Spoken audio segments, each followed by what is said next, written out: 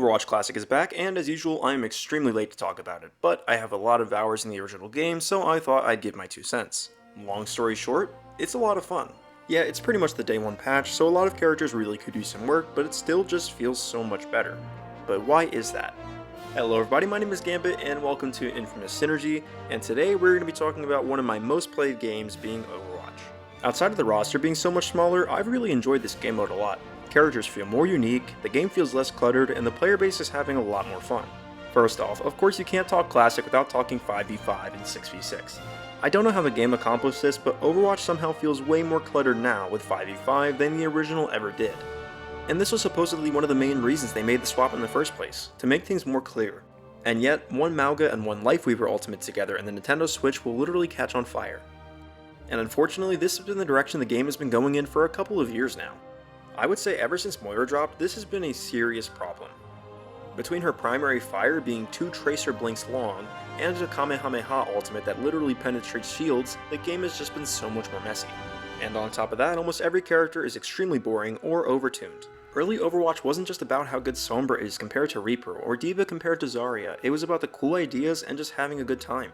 Does anybody else remember this really cool character concept that someone made inspired by Thai culture? This is what OG Overwatch used to be, and it was amazing. OG Overwatch was also about sometimes the character you're playing filling a niche, and that's okay. Not every character needs to be a one-glove-fits-all solution. It feels like all the things that give the character's identity just get stripped every patch more and more, and it's kind of sad to see. Genji no longer gains his double jump after his wall climb, D.Va and Junkrat no longer blow themselves up, Mei can't even freeze people anymore. But I would say one of the worst examples of this in my opinion is Sombra. Day 1 Sombra was one of my favorite characters to play. She offered something different that no other DPS did.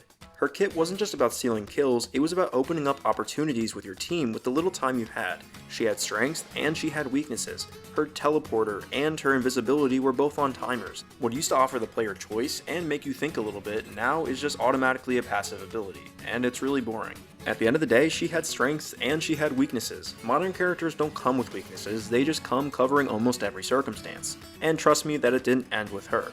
Lifeweaver dropped with a random double air dash, Moira's ultimate can for some reason penetrate barriers, Sojourn was hell on release, Venture gains shield after every ability cast, and pretty much has Earth Shatter. Does anybody else remember when Ashe dropped and she felt like such a breath of fresh air? She was not only fun, but she was pretty good and she was pretty fair. She didn't drop with some overtuned kit trying to compete with Widowmaker and Cassidy, she filled her own area.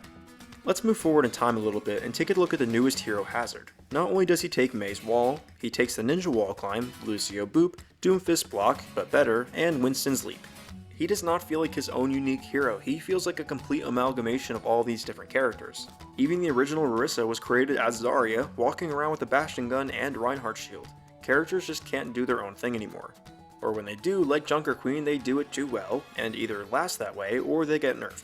These are the exact reasons why, even though she's one of the worst characters in Classic, I've been playing a ton of Symmetra. Her kit is something extremely different compared to the rest of the cast, and she feels satisfying to use. Listen, I like playing competitive just as much as the next person, but it feels like the competitive Overwatch scene is what ruined the OG's vision in the first place. Not every DPS needs to do the same numbers, not every character needs some amazing util or CC. Just get a fun concept and run with it, the rest will just follow suit. Bastion is another great example of this. Instead of being the tank shredder that he used to be, now he is just a Word Soldier 76 with one stronger cooldown. And now it feels like we're kind of stuck. A lot of these characters are here to stay, and there's zero chance Blizzard will rework them all. They also don't want to revert 5v5, but a lot of the player base misses 6v6.